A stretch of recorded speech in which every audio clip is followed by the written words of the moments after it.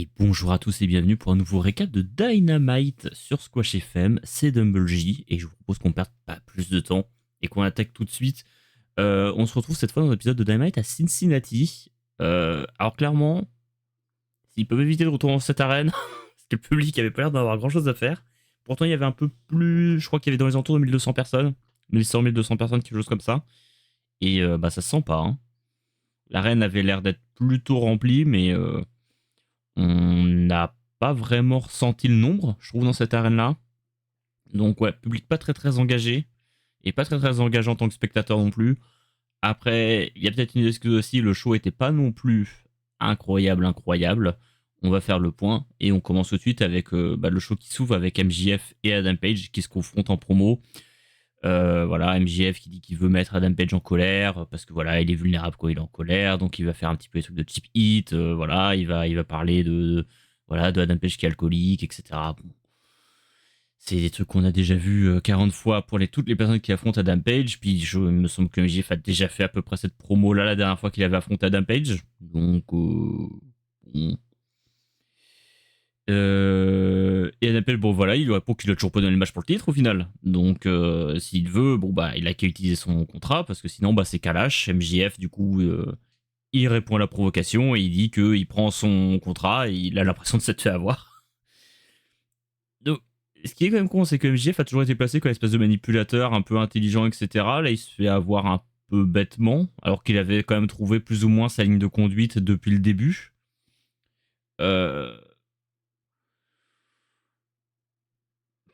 En fait, moi, à la limite, je dis pourquoi pas, mais c'est long pour arriver à ce genre de dénouement, en fait.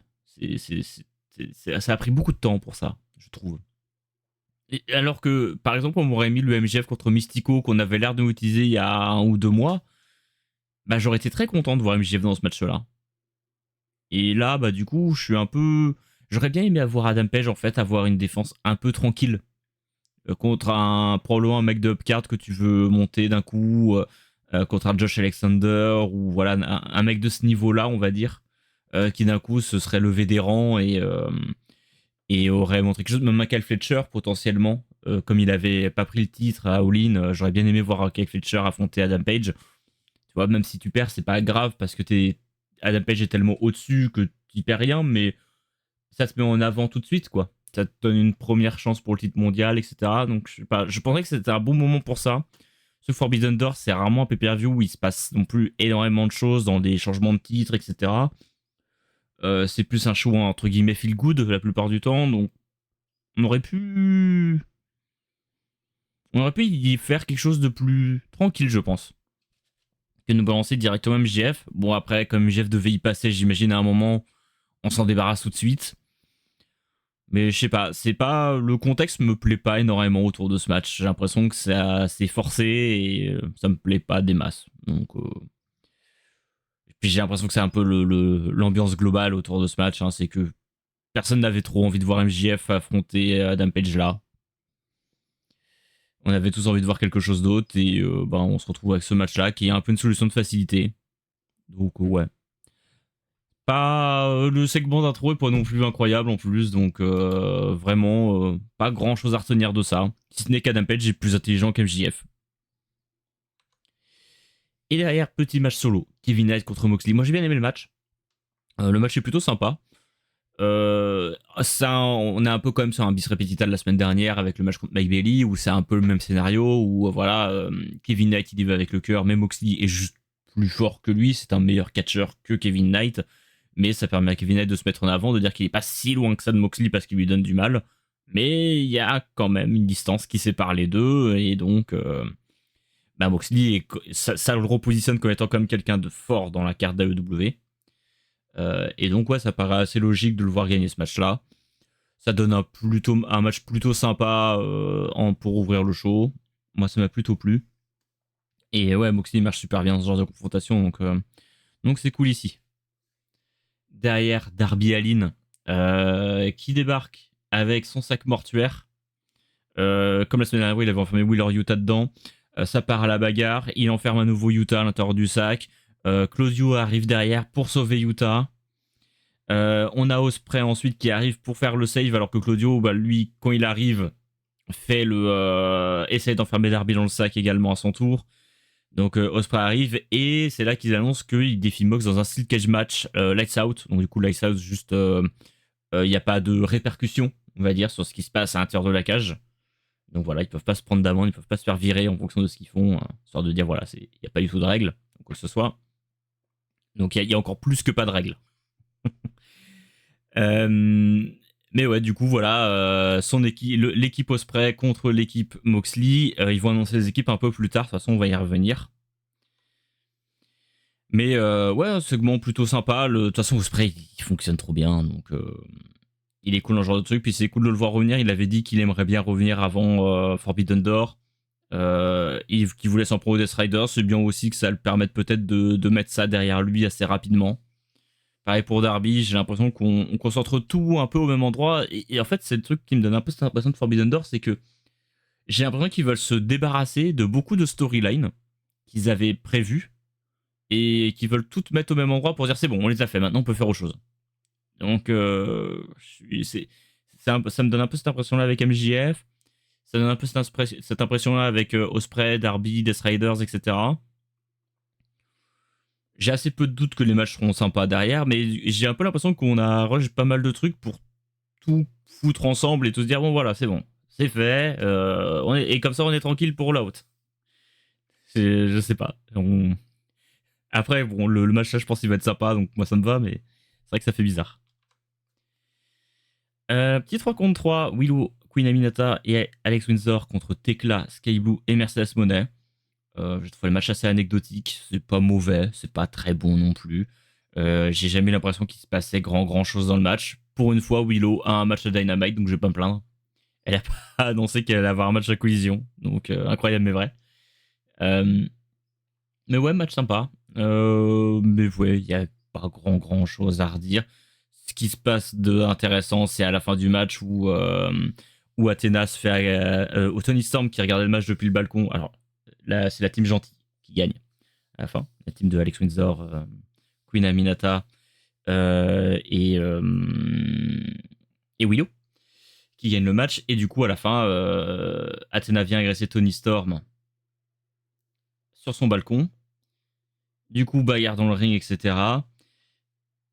La bagarre se déplace vers le ring et puis on nous annonce que la semaine prochaine, on aura un Tony Storm et Alex Windsor contre Athena et Mercedes Monet.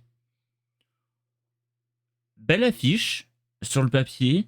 Je vais me répéter moi aussi par rapport à la semaine dernière, c'est le côté où je trouve que pour Alex Windsor, on va peut-être un peu trop vite.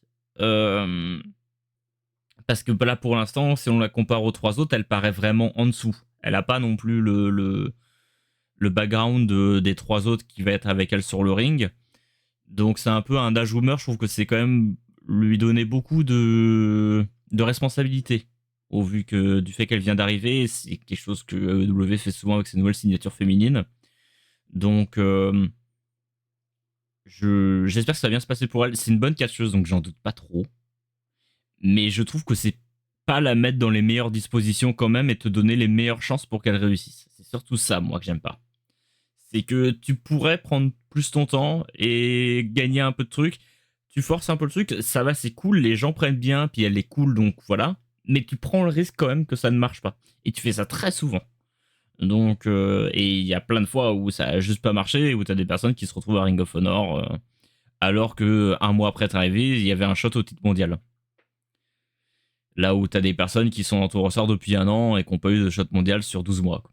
Donc, et qui sont visiblement toujours dans des programmes d'attente en boucle. Moi, ça me dérange un peu. Donc, mais bon, c'est le show actuel. On va voir ce que ça donne, mais j'ai pas de doute que les matchs seront sympas. Derrière, on a la très remarquable René Paquette avec Ospreay. Ospreay qui annonce que Hiroshi Tanahashi sera dans son équipe avec Darby Allin. Et que voilà, il y aura encore 2 personnes à annoncer. Il dit qu'il veut également avoir un petit segment avec Moxley la semaine prochaine. Donc du coup, Hiroshi Tanahashi, ça c'est le match sans règles. Concept hilarant. Juste, ouais, concept hilarant. Je... Je sais pas qui a eu cette idée. Celui qui a eu cette idée, c'est un génie, je pense.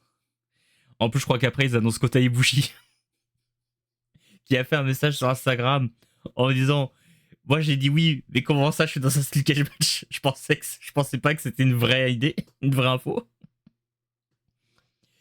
Et j'ai oublié qui était le cinquième membre, mais j'ai envie de dire match hilarant.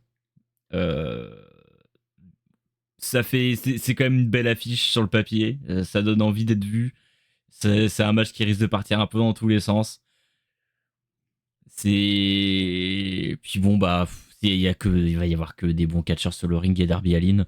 Donc franchement ça va être sympa à voir je pense. Derrière Big Stoke contre Adam Copeland. Je tiens à dire que Big Stoke a un meilleur spear que Jey Uso. Il m'a semblé beaucoup plus réel. Le match, bon, il commence de manière un peu drôle. Après, bon, bah, on se doutait de ce qui allait arriver. C'est FTR qui a fini par intervenir voilà, pour perdre le Restriction Order sur Adam Copeland. Euh, Bah, je suis un peu sur le même scénario, surtout que là, pour le coup, ça ressemble quand même vachement à un scénario inversé heel-face où en général, c'est plutôt l'inverse. C'est plutôt le méchant qui s'en prend au manager du gentil ou à quelqu'un d'un peu faiblard et le gentil qui finit par intervenir malgré, malgré des trucs qui l'en empêcheraient. Donc c'est vrai que j'ai du mal à accrocher à ça à cause de ça. Je pense que je suis un peu le seul à ce niveau-là parce que j'ai vu personne trop s'en plaindre. Moi j'aime pas trop la construction. Et le truc c'est que Big Stock et FTR ils crèvent tellement l'écran que ça me donne pas vraiment envie de soutenir Copeland. Donc ouais, à voir. Pour le coup, je serais curieux de savoir si, quand vous en arrivez là, si, avant cette partie, si vous, en fait, quand vous regardez ce match, est-ce que naturellement vous allez plus être pour FTR ou plus pour Copeland et Christian Cage? La transition est parfaite pour venir, qui vient faire le save après coup. Euh, donc, qui vient aider Christian, qui vient aider Copeland, pardon. Donc voilà, car après match, bon bah du coup, FTR forcément ils font un beatdown sur Cope, Christian qui fait le save. J'ai bien aimé que le fait que Nick Wayne y suive dans la foulée. Euh, donc ouais, il y a le câlin après, donc ça fonctionne bien. Christian est super fort pour choper des réactions. Christian, on a un peu envie de chier pour him quand même si c'est un salaud, mais même quand c'était un méchant, de toute façon, on avait un peu envie de l'aimer parce que c'est tellement un salaud qu'il en est cool. Mais du coup, en fait, c'est dur à ce niveau parce que j'ai l'impression que Copeland il vole un peu sa place. Parce que moi, j'ai pas envie d'être pour lui au vu de ce qu'il fait, mais j'ai quand même beaucoup envie d'être pour Christian et j'ai un peu envie d'être pour FTR. Donc c'est un peu particulier. Puis du coup, ça fait un peu oublier que FTR, bah, ils ont un match pour les titres. Enfin, ils vont potentiellement être challenger pour les titres tag team bientôt, donc. C'est pareil, je trouve ça curieux d'avoir ces histoires qui se mélangent comme ça aussi vite. Et du coup, je crois qu'on nous annonce après que Christian et Copeland affronteront à Forbidden Door Nick Wayne et Kip Sabian. Donc pareil, encore un peu cette impression qu'on essaye de se débarrasser des trucs. Dire bon bah voilà, on fait ça vite fait, comme ça on entérine l'alliance entre Christian et Adam. Et ça permet de se dégager. Comme ça, bah, pour All Out, on peut faire le match qu'on voulait faire contre FTR. J'ai vraiment l'impression que c'est le truc qu'on met tout sous le tapis là, Forbidden Door. Bon, après, c'est cool de pouvoir voir Christian. Pour le coup, je suis très content de pouvoir voir Christian à Forbidden Door. Ça fait plaisir. Ensuite, le gros match par équipe avec Kyle Fletcher, les Young Bucks et Josh Alexander qui affrontent Brody King, Hologram, Tomohiro Ishii et Hiromu Takahashi qui fait une arrivée surprise. Et je suis content de le voir parce que Hiromu, c'est un super catcheur. Il avait fait un super Best of Super Junior cette année. Pas son meilleur, je pense qu'il était encore meilleur l'année dernière. Et après, bon, je les ai pas trop vus, donc voilà, mais ça reste un des top catcheurs du monde, en tout cas, surtout côté Japon et dans sa catégorie de poids. Euh, Catcheur super cool. Et après, pendant le match, on nous annonce que Hiromu il affrontera Cal Fletcher. Donc, pour le coup, c'est vraiment un match où je suis trop curieux de voir ça parce que c'est pas un match auquel je m'attendais. Et ça va être un style qui risque d'être assez sympa à suivre. Et d'ailleurs, quand je regarde les participants au match, je me demande ça faisait combien de temps qu'on n'avait pas vu Hologramme juste pop dans un match comme ça à Dynamite. J'ai l'impression qu'il avait un peu disparu, il est de retour là. Mais, euh, mais ouais, cool de voir Hiromu. Il a eu une belle réaction du public, il a peut-être eu la meilleure pop de la soirée. C'est le seul moment, je crois, où le public s'est à peu près réveillé de toute façon du show. Donc, cool. Le match en plus derrière était sympa. La team gentille qui gagne. Bon, le public, par contre, il n'avait rien à foutre du match. Il a pop pour Hiromu quand il est arrivé, et puis derrière, ils sont partis aux toilettes, je crois.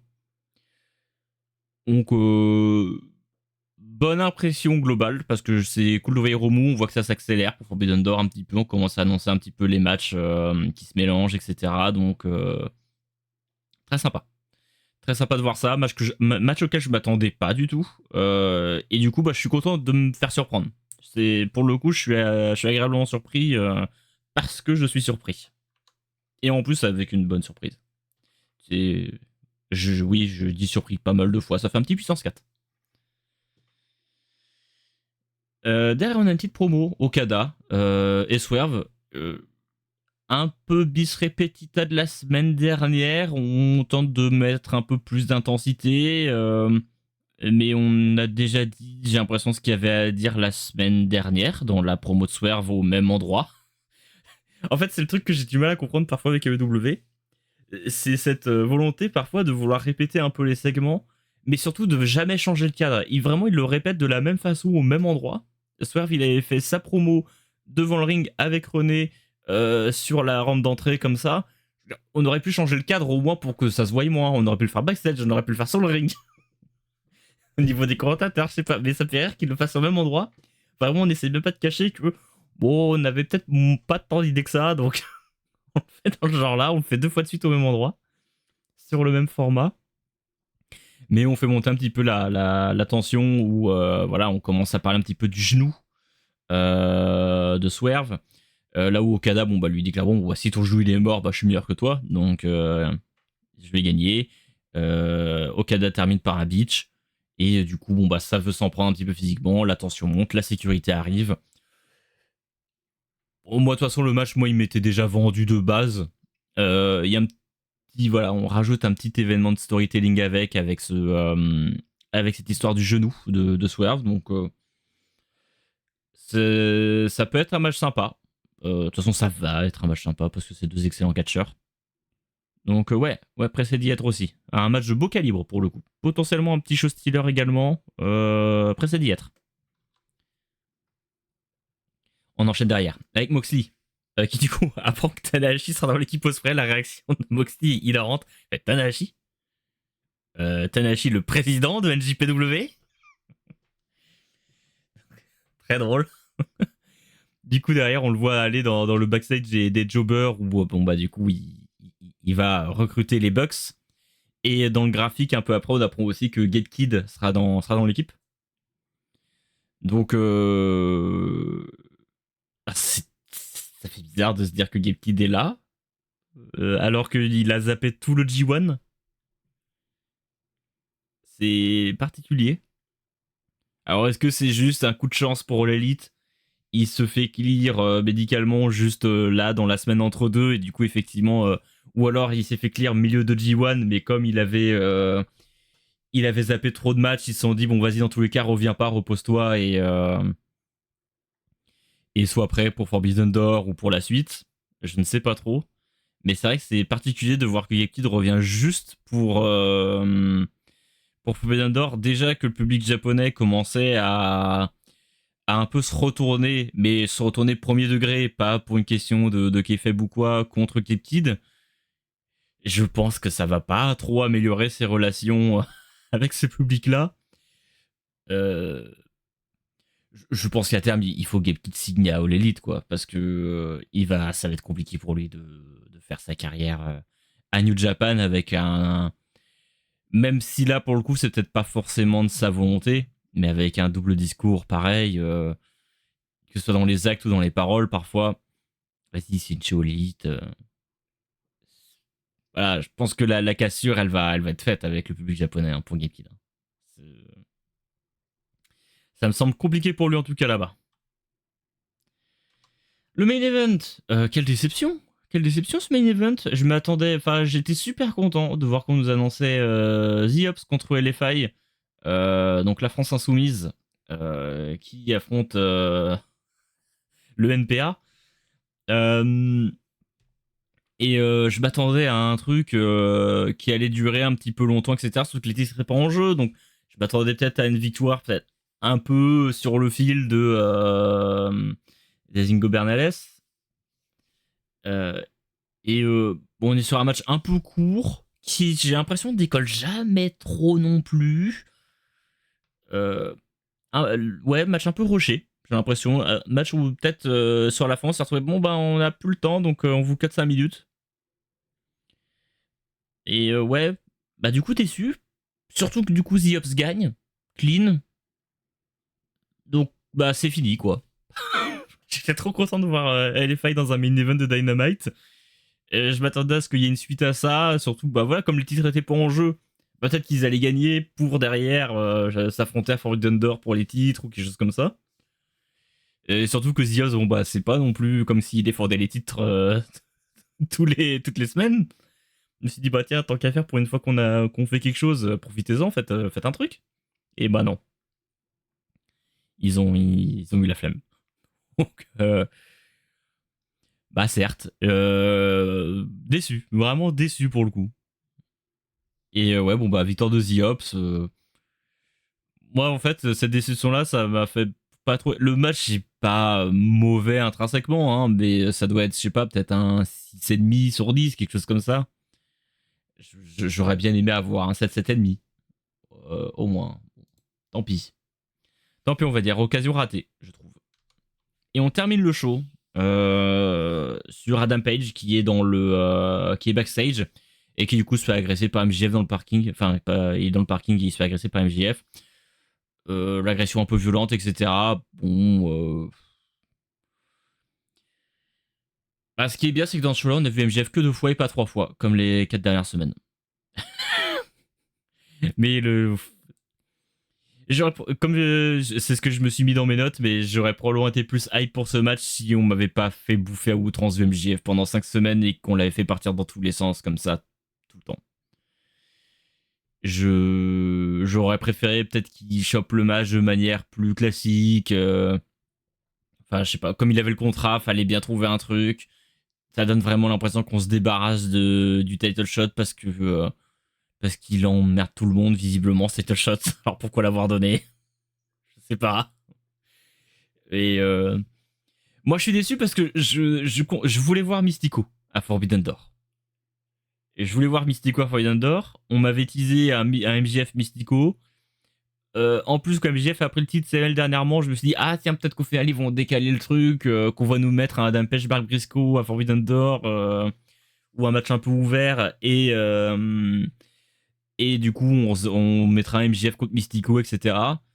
Bon, au final, non. Donc, c'est pareil, c'est un peu le fin mot de ce show, c'est un peu décevant. Ce sera probablement même le titre de la, de la vidéo, mais ouais, c'est un peu décevant dans l'ensemble. Pas un très bon Dynamite, peut-être même un des pires Dynamite de l'année, si j'ose dire, parce que quasiment tous les Dynamite ont frôlé l'excellence tout du long.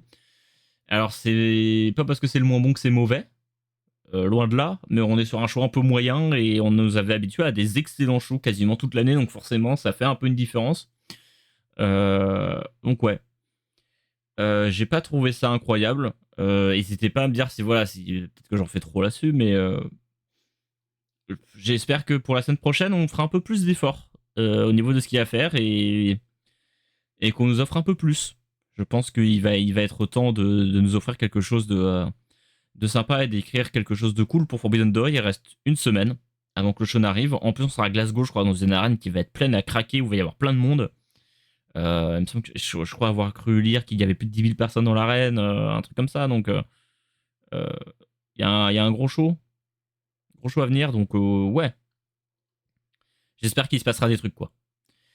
Et c'est tout pour ce récap. Donc, n'hésitez pas, comme d'habitude, si vous avez l'occasion de commenter, de mettre un pouce bleu, de partager l'épisode sur les réseaux et surtout nous suivre. N'hésitez pas à vous abonner, que ce soit ici, que ce soit sur Twitter ou sur Blue Sky ou même sur Deezer pour les prochains Squash FM qui seront dessus. Donc ouais, n'hésitez pas à nous suivre. Je remercie ceux qui nous ont écoutés de m'avoir écouté et je vous dis à la prochaine. Salut.